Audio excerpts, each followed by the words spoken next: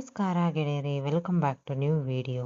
ನನ್ನ ಹೆಸರು ಸುರಭಿ. ನಾನು BSc ಮುಗಿಸಿದ ಮೇಲೆ ನನಗೊಂದು ಒಳ್ಳೆಯ ಸಂಬಂಧ ಬಂತು.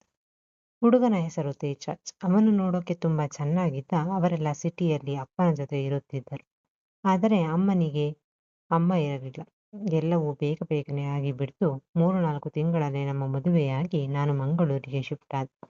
ಮಂಗಳೂರಿಗೆ ಬಂದು ಕೆಲ ದಿನಗಳ ನಂತರ ನನಗೆ ಗೊತ್ತಾಯಿತು, ತೇಜರಾಜ್ ಚಿಕ್ಕವನಿದ್ದಾಗಿರುವಾಗಲೇ ಅವರ ಅಮ್ಮ ತೀರಿಕೊಂಡರಂತೆ.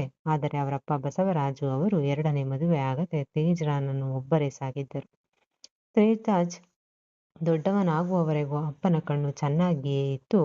ಆಮೇಲೆ ಅವರಿಗೆ ಕಣ್ಣಿನ ಸಮಸ್ಯೆ ಶುರುವಾಗಿ ಸರಿಯಾಗಿ ಕಾಣಿಸದೇ ಇದ್ದಾಗ ಡಾಕ್ಟರ್ಗೆ ತೋರಿಸಿದರು. ಉಪಯೋಗ ಆಗಲಿಲ್ಲ. ನಾನು ಬರೋದಕ್ಕಿಂತ ಮುಂಚೆ ಅವರ ಮನೆಯಲ್ಲಿ ಒಬ್ಬರು ಕೆಲಸದವರು ಇದ್ರು. ನಾನು ಬರ್ತೀನಿ ಅಂತ ಗೊತ್ತಾದ ಮೇಲೆ ಅವರು ಕೆಲಸ ಬಿಟ್ಟರಂತೆ. ಮಂಗಳೂರಿಗೆ ಹೋದ ಮೇಲೆ ಮೊದಲ ದಿನ ನಮ್ಮಿಬ್ಬರದ್ದು ಭರ್ಜರಿಯಾಗೇ ಇತ್ತು. ತೇಜರಾಜ್ ನಾನು ಅಂದುಕೊಂಡಂತೆ ಹಾಗೆಯೇ ತುಂಬಾ ಖುಷಿ ಕೊಟ್ಟ. 4-5 ದಿನ ಕಳೆದ ಮೇಲೆ ಅವನು ಆಫೀಸಿಗೆ ಹೋಗೋಕೆ ಶುರು ಮಾಡಿದ. ಒಂದು ದಿನ ಮಾತಾಡ್ತಾ ಕೂತಾಗ ತೇಜರಾಜ್ ನನಗೆ ಹೇಳಿದ, ಸುರಭಿ, ನೀನು ನನ್ನ ಅಪ್ಪನನ್ನು ಚೆನ್ನಾಗಿ ನೋಡಿಕೋ, ಮನೆಯಲ್ಲೇ ಇರು, ಹೊರಗೆಲ್ಲ ಹೋಗಬೇಡ. ನಿನಗೆ ಏನೇ ಬೇಕಿದ್ರೂ ನನಗೆ ಹೇಳು, ನಾನು ತಂದು ಕೊಡ್ತೀನಿ. ನಾನು ಸರಿ ಅಂತ ಒಪ್ಪಿಕೊಂಡೆ. ಹೀಗೆ 8-10 ತಿಂಗಳು ಕಳೆಯಿತು. ತೇಜರಾಜ್ಗೆ ಕಂಪನಿಯಲ್ಲಿ ಪ್ರಮೋಷನ್ ಸಿಕ್ಕಿತು. ಅವನ ಕೆಲಸ ಹೆಚ್ಚಾಗಿ ನನ್ನ ಮೇಲೆ ಪ್ರೀತಿ ತೋರಿಸೋದು ಬದಲು ಕೆಲಸವನ್ನೇ ಹೆಚ್ಚು ಪ್ರೀತಿಸೋಕೆ ಶುರು ಮಾಡಿದ್ದ. ನನಗೆ ಒಂಟಿತನ ಕಾಡೋಕೆ ಶುರುವಾಗಿ ನಾನೇ ನನ್ನನ್ನು ಸಮಾಧಾನ ಮಾಡಿಕೊಳ್ಳುವ ಪರಿಸ್ಥಿತಿ ಬಂತು. ಈ ನಡುವೆ ಅಪ್ಪನನ್ನು ನೋಡಿಕೊಳ್ಳುವ ಜವಾಬ್ದಾರಿ ಪೂರ್ತಿ ನನ್ನ ಮೇಲೆ ಇತ್ತು.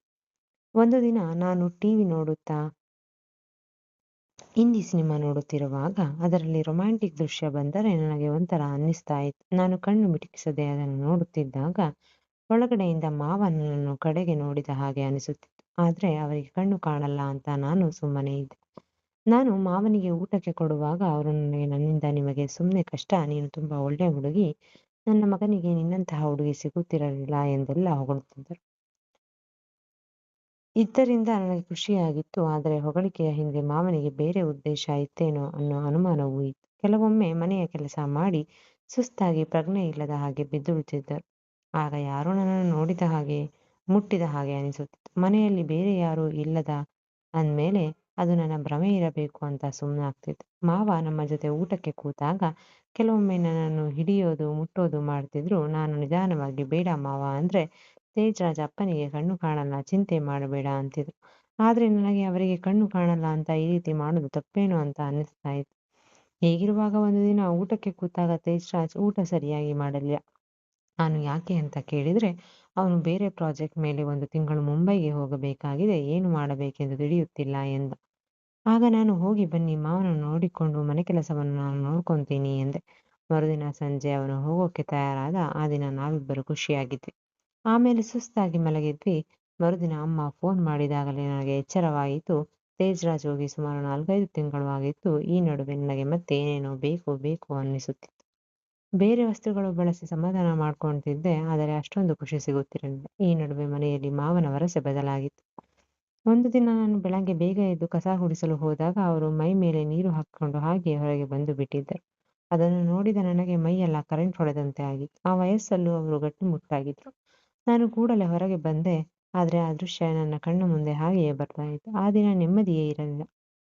ಆಗ ಮಾವ, ಅಮ್ಮ ಕುಡಿಯೋಕೆ ನೀರು ಕೊಡ್ತೀಯಾ ಅಂದ್ರು. ನನಗೆ ಭಯ ಆಗಿತ್ತು.